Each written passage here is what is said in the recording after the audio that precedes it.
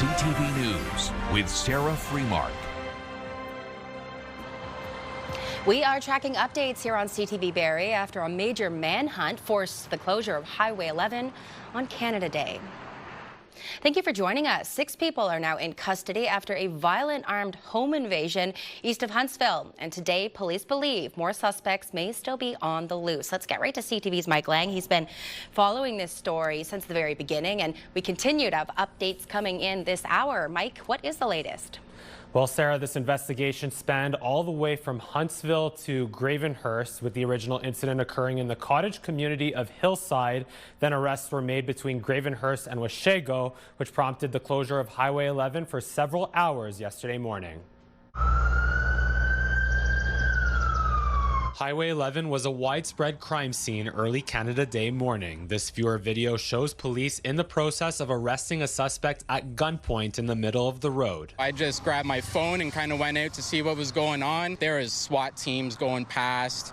I really still didn't know what was going on at that point. Leading to Highway 11 getting closed in both directions for several hours between Gravenhurst and Washego. Later in the afternoon, OPP confirming they were investigating an armed home invasion and 6 suspects were taken into custody. Police say they received reports of the incident just before 5 a.m. in Hillside, just east of Huntsville. Locals saying it happened on Golf Course Road. My nephew at 4:30 had said that there was a lot of commotion going up and down the road, and the police were in and out, and random vehicles going in and out as well. I thought it was strange, the cruisers going by, which we never see cruisers here because we're in the Senior Citizens Road. As the investigation moved south, OPP issued a hold and secure order around Highway 11 in Muskoka, advising drivers and residents to stay put with their doors locked. I walked back home. Cops stopped me and said that there's an armed person running around, so it was kind of good that I was getting out of there at that time. A number of specialized OPP units were involved in the response, including the Tactics and Response Unit, Emergency Response Team, and K-9 Unit. The hold and secure order was eventually lifted and Highway 11 was fully open by 1 p.m. Locals urged to remain vigilant and to report any suspicious activity. And police telling me once again that there could still be several suspects outstanding who are armed and dangerous, and they're also searching for a possibly involved stolen vehicle, a silver Honda CR-V SUV. Reporting live, I'm Mike Lang. Sarah, I'll send it back to you. Okay, thanks for that, Mike, and we'll make sure to have an update tonight at 11 as well. Now to the downtown Orillia community. It's pushing hard for change, calling for police to do more to tackle loitering, drug use, and property crimes. CTV's Rob Cooper has more on those safety concerns and how police plan to address them. People who work, live, and play in Orillia's downtown are excited about the arrival of the summer season and all the foot traffic that comes with it. The downtown, it's like a community hub. People come here on the weekends, people come here from out of town. We just want everyone to be safe. With a huge increase in visitors expected over the next 8 weeks, the downtown BIA held a meeting for its members and local police to discuss a number of issues. What to call for what number, like what's a 911 call versus what's a non-emergency call. They'd like to see more foot patrols for sure, and I know the OPP have already started that. Police tell CTV News they recorded 183 foot patrol hours in the downtown over an 11-day period in mid-April. Increasing police presence moving forward is being discussed, and police say they are aware of concerns and will be looking at what additional police presence it can have in the downtown. Ralph Sapola is not only a city councillor, but the chair of the Police Services Board. Our police budget right now is about $9 million, and we got to look at that as well. We're paying $9 million. How can we make this work to better make our communities safe? They're short-staffed. They do an excellent job with what they have. Sapola says shoplifting and loitering are 2 of the biggest issues right now, and he's looking at creating a community safety committee to help deal with the issue. Well, let's hold hands and work together on this as a community issue, and I think jointly working together we can solve it. Words are easy, it's the actions that are hard. People have to take account of what's going on and be determined to work for the correct solution to make it work. Now, OPP Inspector Jeff Dixon says he welcomes the concerns and comments from business owners in the downtown and plans to come up with some new approaches that work for the city and his police force. Inspector Dixon says he'll be meeting with Mayor McIsaac tomorrow to discuss the issue further. Rob Cooper, CTV News, Orillia. A teenager has been arrested after a stabbing at a local basketball court on Canada Day. Barrie police say they got a call around 9 p.m. after a 17-year-old was injured at Will Dwyer Park basketball court. That's on Lakeshore Drive. The victim was taken to hospital with non-life-threatening injuries. A 16-year-old boy from Barrie is now facing several charges, including aggravated assault and possession of weapons for dangerous purposes. The investigation is ongoing, and anyone with video or tips is asked to come forward. Police are also looking for witnesses after a group of masked suspects stormed into Michael Hill Jewelers in Georgian Mall. That was on Monday night. Officials say 2 to 3 suspects smashed display cases and took off with an undisclosed amount of jewelry before fleeing in a dark-colored stolen vehicle. And OPP is searching for these 3 suspects who were dressed in bright orange construction gear. They tried to rob a business on County Road 121, that's in Kinmount, on Monday night. Officers say the group fled the scene empty-handed in a blue Honda Civic. A Clearview Township man found guilty of trying to lure young girls at a park in Angus is now facing a hearing that could label him a long-term offender. CTV's Mike Arcelides has the details, but a warning that some content in this report may be disturbing to some viewers. Anthony Holtorf appeared in a virtual Barrie courtroom Wednesday afternoon to set dates for a long-term offender hearing. Nearly 2 years since Holtorf, now 38, was convicted of trying to abduct 12-year-old girls from a park in Angus in 2019. Long-term offender status is designed to protect the public from an offender deemed a high risk in the community following a prison sentence. Specific safeguards put in place include enhanced supervision up to 10 years with conditions on where an offender can live and who they can associate with. The court setting aside a week starting in late September. The defense, however, unable to provide further dates in the fall, as Justice Annette Casulo requested.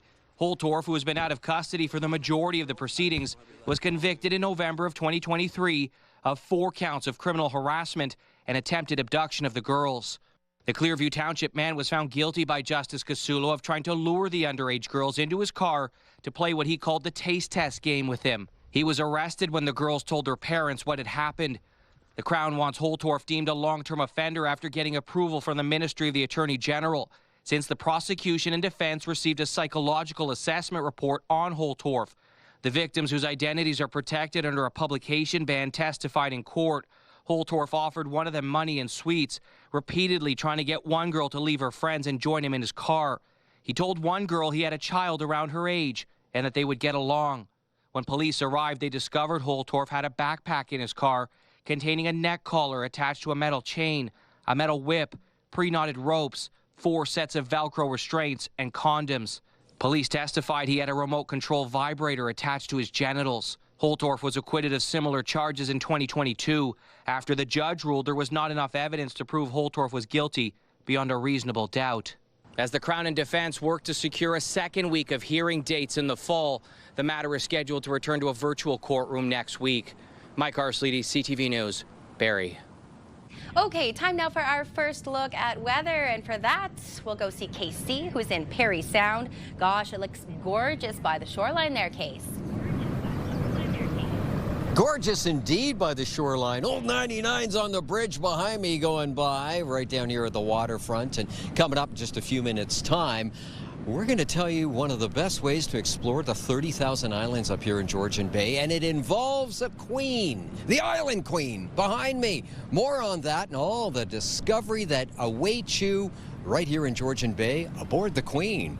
And a few other surprises, too. Let's talk about surprises, and Mother Nature has a bit of a surprise for some of us.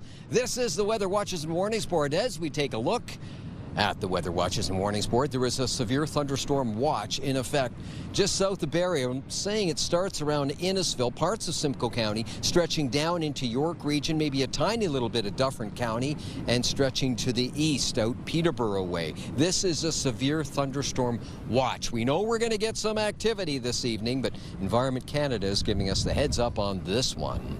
Right now, outside our beautiful Barrie studios, 33 Beacon Road in Barrie, 27 degrees. Winds are out of the northwest, 24 kilometers an hour. The gust as high as about 40 a little later on. The temperature outside your door, you say?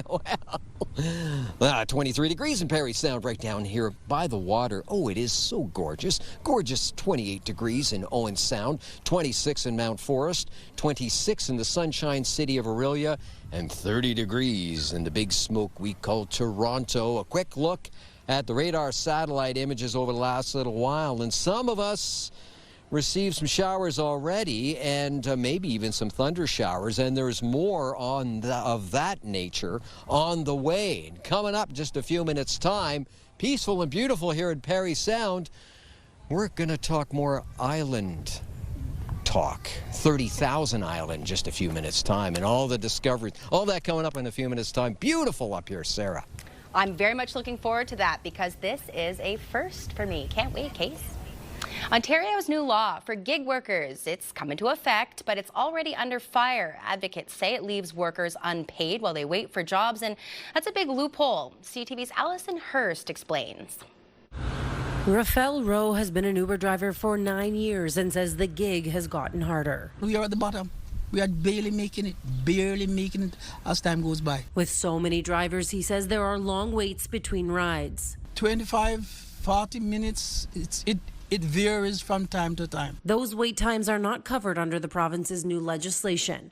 The Digital Platform Workers' Rights Act requires companies pay workers minimum wage, $17.20 an hour, but only when they're engaged for a ride or delivery. The gig kind of companies largely got what they wanted out of this legislation. This legislation also allows workers to file complaints with the ministry and includes fines. For corporations, $15,000 for first offense and up to $50,000 for a third or subsequent offense within 3 years. For individuals, it's $250 for the first offense and up to $1,000 for repeated violations. The government has always been in a position to proactively deal with gig companies, and they haven't done so. The Ministry of Labour, Immigration, Training and Skills Development states it's the first legislation of its kind to establish new enforceable rights and core protections. But advocates say it's missed the mark, having also not dealt with algorithmic pricing and pay. Uber has introduced something called upfront fares, upfront pricing,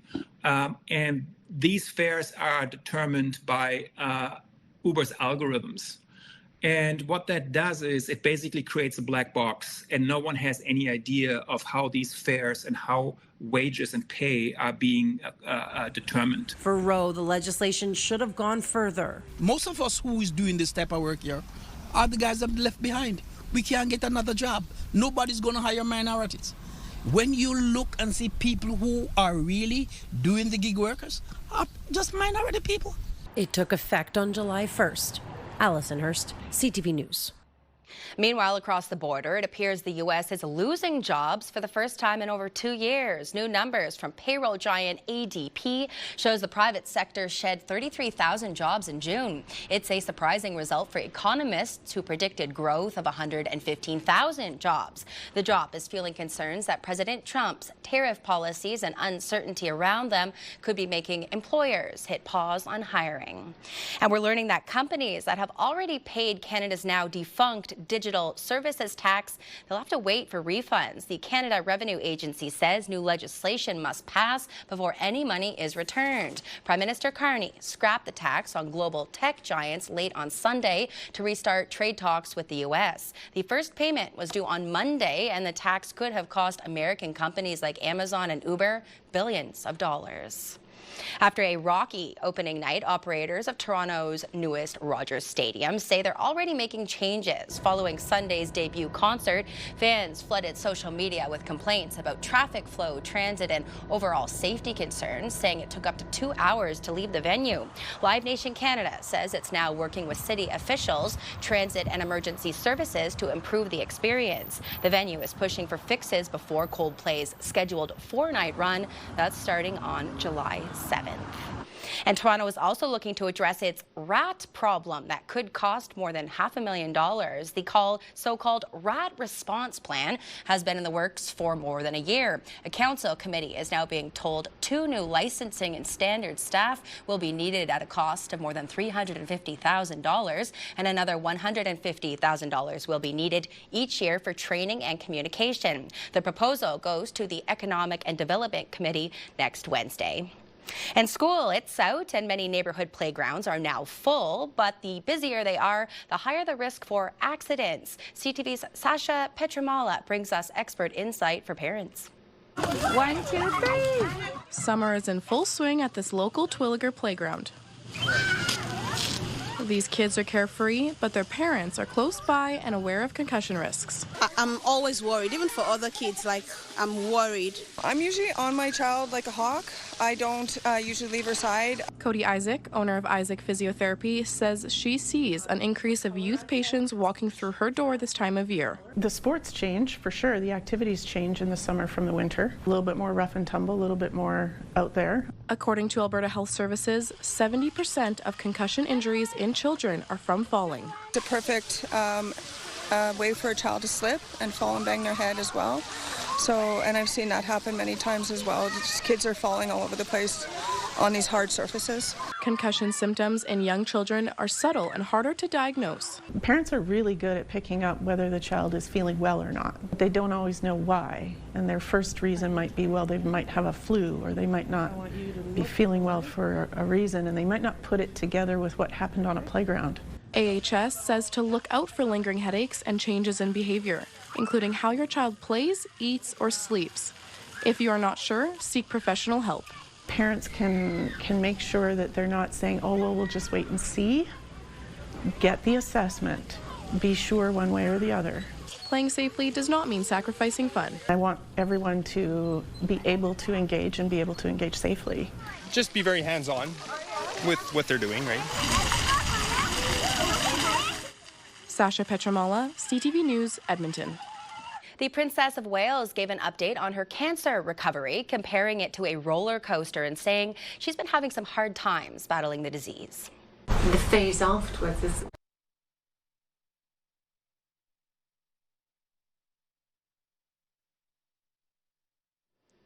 Sorry about that, folks. Experiencing some technical difficulties, but let's go ahead and bring things back home, because today, a big day on the greens at Bear Creek Golf Course for the Showcase of Celebrities golf tournament that was in support of Easter Seals Ontario. And one of the celebrities, former Montreal Canadiens player Terry Ryan. 3, 2, 1. Well, I've been doing some things with Jackson Events and Easter Seals for a while. It's one of my favorite charities. I played for the Habs. I enjoy all of that, but we're here for a reason, and that's to raise money for a great cause. So I just think and on Canada Day, so it unites people, and I think it's on display here today. Golfers were treated to a full day of fun, dressed in their best Canadiana outfits, from red and white to plaid and even hockey jerseys. We try to concentrate this golf tournament on our Send a Kid to Camp program. There's so many Easter Seal kids. The only camp they can go to is ours. It's the only one that's fully accessible for kids with physical disabilities. So this event is about raising money so kids can have the opportunity that they wouldn't normally have a chance to do. Adding that the funds raised always go towards supporting kids with physical disabilities through Easter Seals. It has been a staple now for more than 6 decades, and once again it's expected to light up the Sunshine City this weekend. Going to be quite a festival, plus calling all musicians, magicians, poets and performers. If you've ever dreamed of busking in Barrie, you can now make that a reality. Details next here on CTV News Barrie.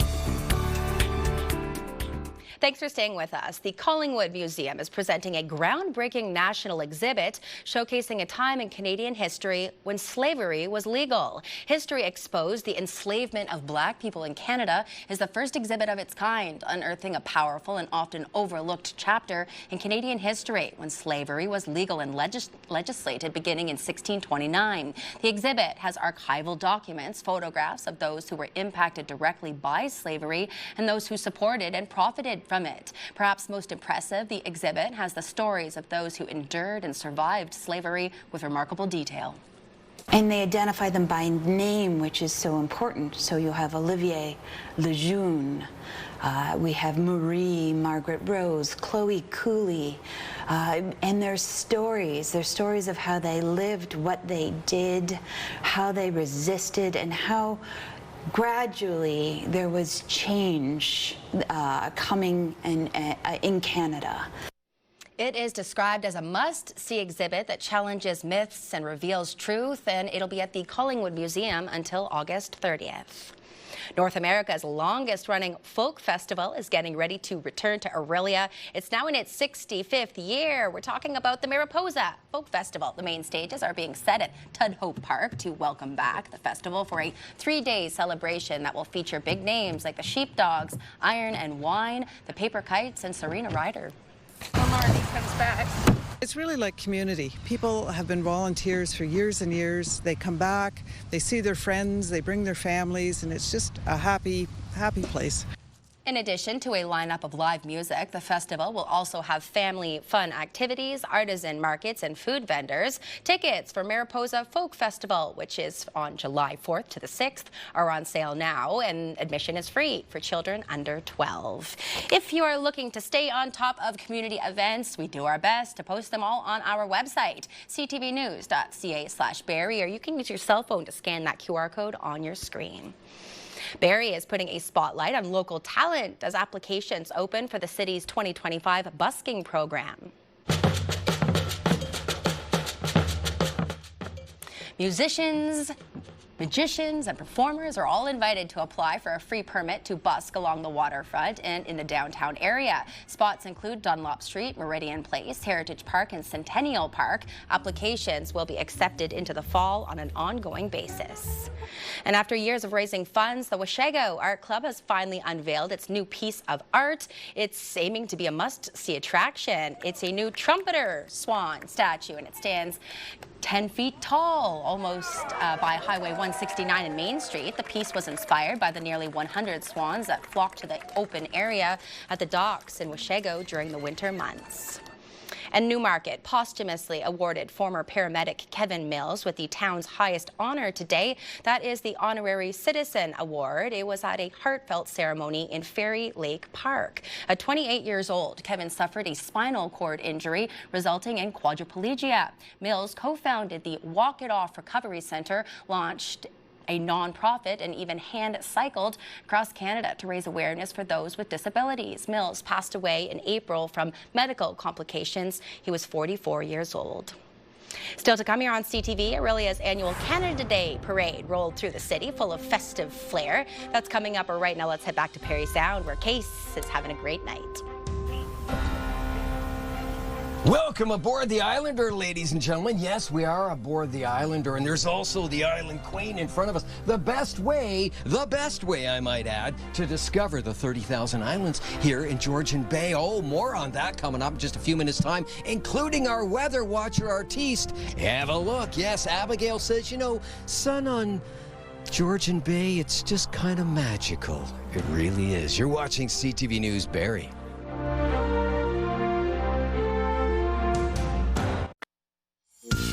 Picture this, brought to you by Bounce 104.1 and Pure Country 106.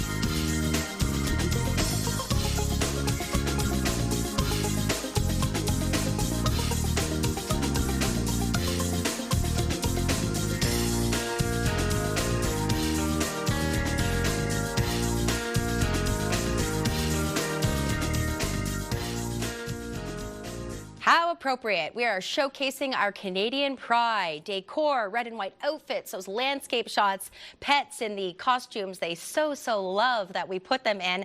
Keep them coming. Picture this at ctv.ca. Speaking of the beauty of Canada, let's head back out to Parry Sound. Case, I hope you don't sail into the sunset and away from us.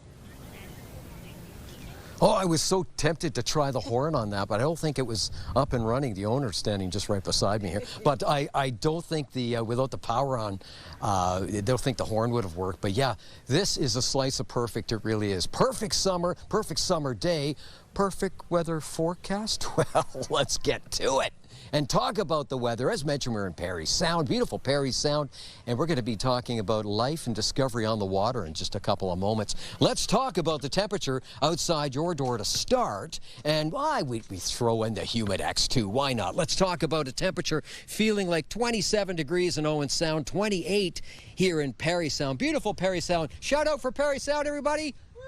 There we go. Nice. 32 in Orillia, call it 31 in Newmarket, and 33 in beautiful Alliston, Ontario. Let's move things along and talk about the almanac for today. And temperature-wise, well, 29 and 16 is pretty good, isn't it? Now, it's quite a ways from the record of 35.6, set way back in 1868. The new country, the Dominion of Canada, was only a year old. That's the record high. Record low, 4.6 in 2007.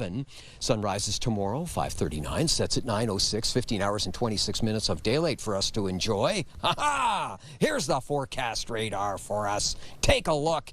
And some active weather coming our way. It does appear to be so. As mentioned, there is a severe thunderstorm watch in the southern portion of our viewing area. Call it parts of Simcoe County into York Region, a little bit of Dufferin. And as you can see by the forecast radar, yes, it is on the way. Let's break it down, take a look at some of the numbers, and here we go. This is the southern tip of Georgian Bay. Lake Simcoe overnight 15 and 16, entirely pleasant as far as temperature goes. Partly cloudy skies. I'm looking at the skies right now. Not partly cloudy, yes. 30% chance of a shower and or a thunderstorm make an appearance. And then for tomorrow, 24, 25 degrees without the Humidex. A sun and cloud mix, a 30% chance of a shower and or a thunderstorm in the morning, and then clearing into the afternoon. Ah, ha, ha, ha. Sounds good. Orangeville, Bradford, Georgina, Newmarket, Richmond Hill, 16 degrees. Partly cloudy skies, 30% chance of a shower and or a thunderstorm this evening. 26 and 27. Perfect temperatures, really fantastic, lovely summer temperatures. Sun, clouds, slight chance of a shower and thunderstorm into the afternoon. Parry Sound, Huntsville, Bracebridge, Gravenhurst, Halliburton, 14 degrees, partly cloudy skies, 30% chance of a shower and or a thunderstorm this evening. And then for tomorrow, 23 in Halliburton, 24 everywhere else. Sun, cloud mix, and 30%. That is a slight chance of a shower and or a thunderstorm for tomorrow. That's tonight and tomorrow. Now, time for the Diamond and Diamond Lawyers 5-day extended forecast, and it looks like this. Where are we going to start tonight? Oh, Simcoe County. Simcoe County, Friday going into the weekend. Sunny skies. Big shout out for sunny skies. Oh, there we go. Oh, there, the crowd. Yeah, we're loosening up now. Sunny skies on Friday, 26, 29. We're heating up. Saturday, sun, cloud, slight chance of a shower. Humidity rising. Sunday, cloudy, 60% chance of showers, 29. And then Monday, sun and cloud, 25. York Region 5-day extended forecast. Friday has 27 degrees and sunny skies. Cloudy on the Saturday. Oh, it's a muggy one, too. 31, feeling like 35, 36. Sun, cloud on Sunday, slight chance of a shower. Sun, cloud. Monday, 27. Muskoka, Parry Sound, Halliburton, Friday, sunny skies, 25. Saturday, sun, cloud, 40% chance of a shower, rolling on through, 24 degrees. 28 on Sunday, 60% chance of a shower, and 24 degrees, sun, cloud, and 30% chance of a shower. As mentioned, Parry Sound is where we are, right down here on the water. That's the Islander. Behind me is the Island Queen, and beside me is Jenna Anderson. Jenna, thank you very much for inviting us here, and beautiful boats. It's all about exploration. It's all about the 30,000 Islands. Tell me, what's so special about this area, the Georgian Bay 30,000 Island and the exploring?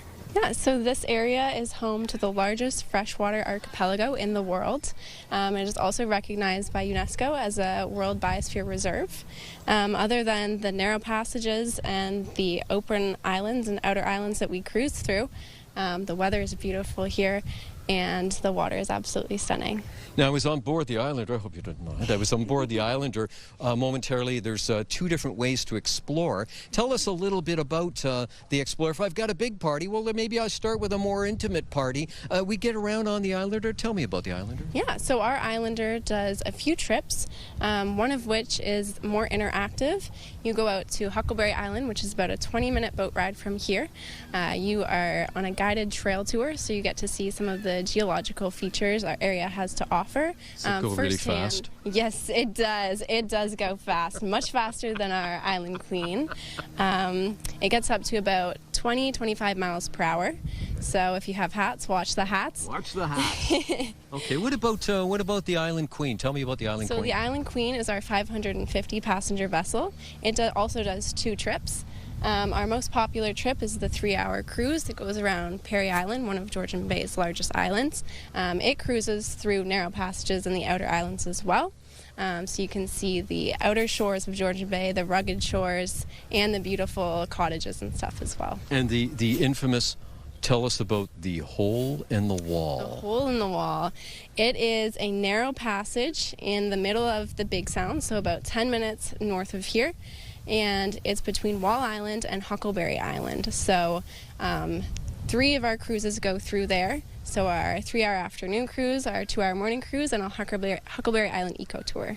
Now this is, you're very familiar with this.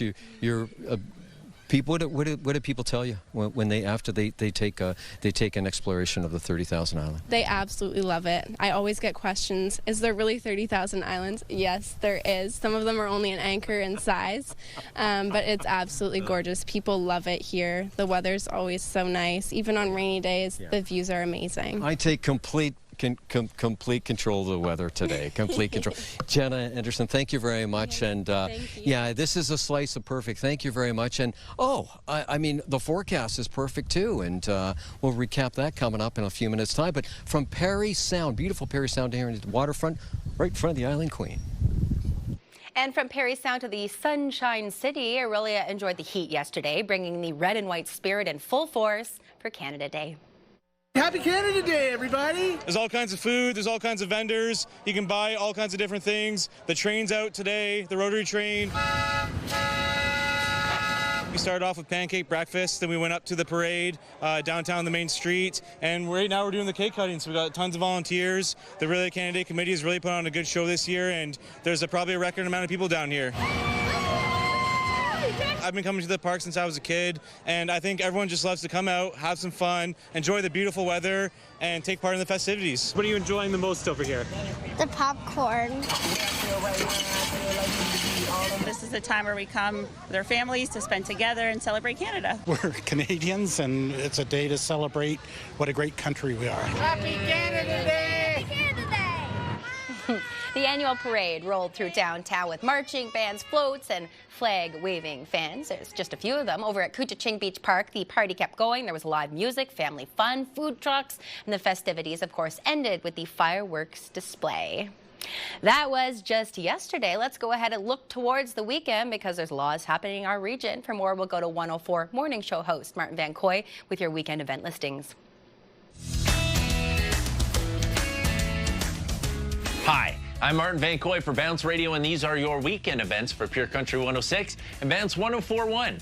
Kicking things off, get ready to rev your engines because this weekend is the IBC Cookstown Classic Car and Truck Show at the Georgian Bay Steam Showgrounds at Cookstown. It's scheduled for July 5th from 10 to 2 p.m., and the event's going to showcase hundreds of cars for car lovers of all ages. You can learn more at BrahmClassAuto.com under their upcoming events heading. From land chips to pirate chips, this weekend in Barrie is Pirate Fest, a day of pirate-themed family fun. From 10 to 5 p.m. in Heritage Park, you can learn how to sword fight with pool noodles. You can gather for a picnic with pirates, enjoy puppet shows, make pirate flags, get your face painted, or join in on a pirate costume contest. It's a free event for pirates of all ages, and you can learn all about the pirate life at piratelife.ca. Also this weekend is the Mariposa Folk Festival, an iconic event running from July 4th to the 6th in Tudhope Park in Aurelia. The lineup this year looks pretty awesome too, with the Sheepdogs, Iron and Wine, and so many other iconic bands. It's the 65th anniversary, so you know it's going to be big. If you want to get some tickets, book camping, or even just see the full lineup of talented artists, you can go to mariposafolk.com. Lastly, this weekend is also the Pink Dinghy Polka Run taking place in the port of Honey Harbor on July 5th. This year has a pirate theme, and people can get into their watercrafts in a battle for the best hand while also supporting a great cause, the Kelly Shire's Breast Cancer Foundation. Poker hands are $40 in advance, $50 at the event, but act fast while supplies last. You can learn all about this event by visiting pinkdinghypokerrun.ca. Those are your weekend events for Bounce 104.1 and Pure Country 106.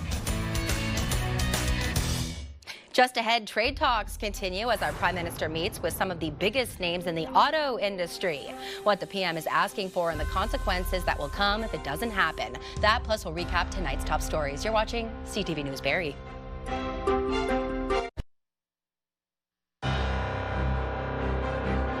Recapping our top stories, Highway 11 was shut down Tuesday morning, part of an investigation that spans all the way from Huntsville to Gravenhurst. The original incident, an armed home invasion, happened in the cottage community of Hillside, and 6 arrests were made. We just learned that the accused ranged from 16 years to age 27. Police are still looking for a stolen silver Honda CR-V and potentially more suspects.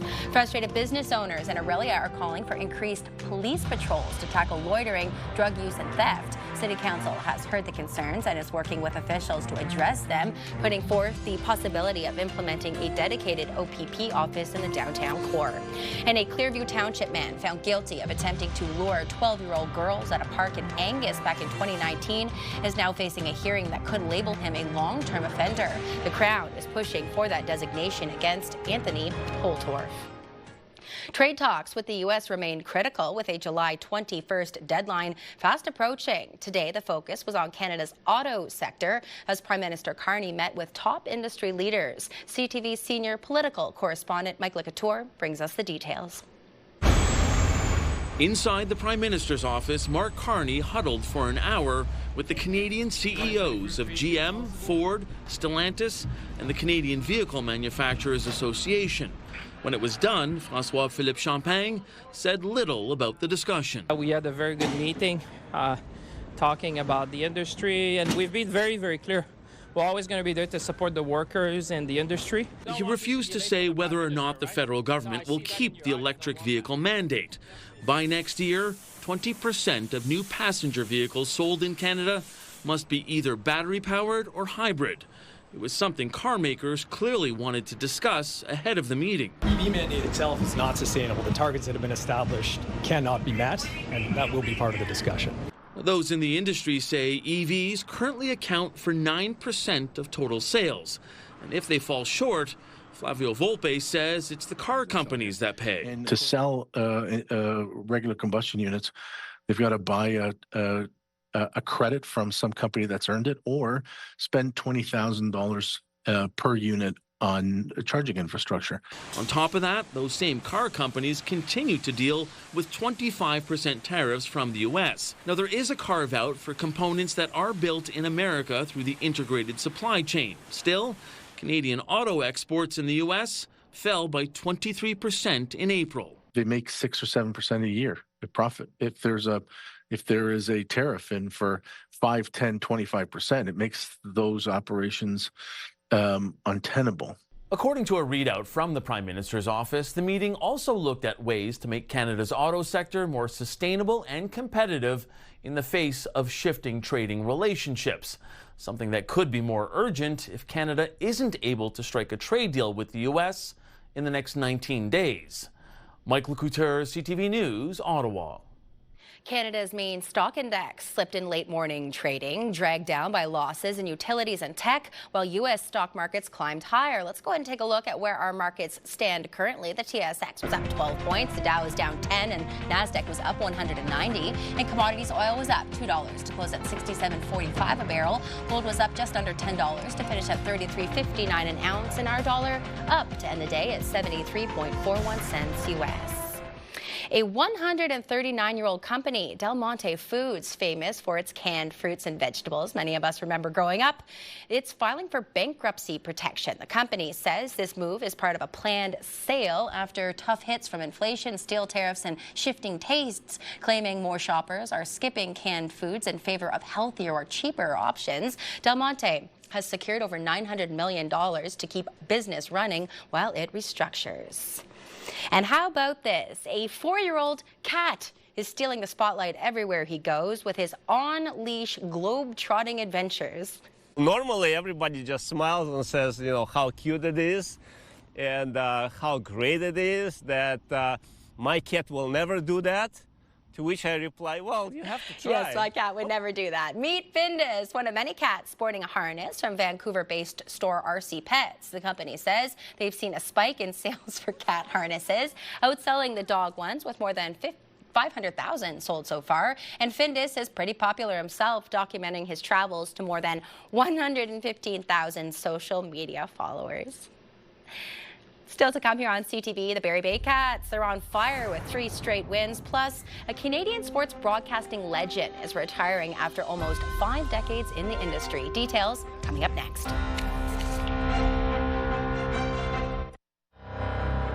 Here's a look at your primetime lineup. Highway Through Hell is at 8 and 9 p.m., followed by Shark Tank at 10 and CTV News Barrie at 11.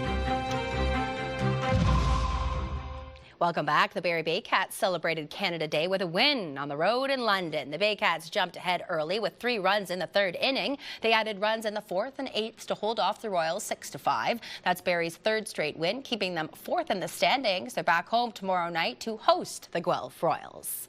And the Barrie Colts have made their move in the CHL import draft, adding 2 promising stars from Russia to their roster. With their first pick, the team secured winger Andre Gudin, who turned 17 on Friday. With their second pick, they chose forward Adam Israelov. His nationality is Russian, but his hometown is listed as Raleigh, North Carolina. This comes as the CHL expands its import player rules to allow 3 international talents per team next season. And big, exciting news for NHL players. They have officially been granted permission to participate in the Olympics again. The agreement came today, inviting international hockey players to be part of Olympic teams for the first time since 2014. The decision comes following the success of the 2025 Four Nations Face-Off. The 2026 Winter Olympics will be held in Milan. And a Canadian sports broadcasting legend has announced his retirement. And I'm trading my semi-retired life of doing the World Juniors, draft rankings for Leaf games, free agent frenzy, trade deadline for absolutely nothing. Well, nothing in terms of real work because today is my retirement day. TSN hockey insider Bob McKenzie announced his retirement during the network's Free Agent Frenzy special. After nearly 5 decades in the business, McKenzie is stepping away with a legacy, having been a staple on TSN, covering all things hockey for years. And now to someone who has been covering all things weather for years. Case, take it away. That's right, and I'm up on board the Island Queen, and I'm king of the world. That's what I'm doing. I'm reliving the king of the world. There it is. Let's talk about what kind of forecast we are as far as the Get Up and Go forecast. First thing in the morning, have a look right now. And as we take a look at 7 o'clock, first thing tomorrow morning in Barrie, fair skies. There is a slight chance of a passing shower and or a thunderstorm. 17 degrees, 17 in Newmarket with fair skies and slight chance of a passing shower and or a thunderstorm. Same in Gravenhurst, 16 degrees, fair skies, sun and cloud, slight chance of a shower. That's the Get Up and Go forecast from beautiful Parry Sound. Sarah. Finally for us tonight, a local woman born on Canada Day woke up to a flag-filled birthday surprise yesterday. That is 91-year-old Marilyn from Alliston and her husband Hart standing in their front lawn where their daughter Candace planted 91 Canadian flags to celebrate her mom's milestone birthday. Marilyn says her advice for living a long life is to stay connected with your friendships and community. So from all of us here at CTV Barrie, we wish you a very happy 91st birthday, Marilyn. What a wonderful way to end our newscast. I'm Sarah Freemark. Thanks for joining us here at 6 o'clock, and I'll be with you again at 11. Take care.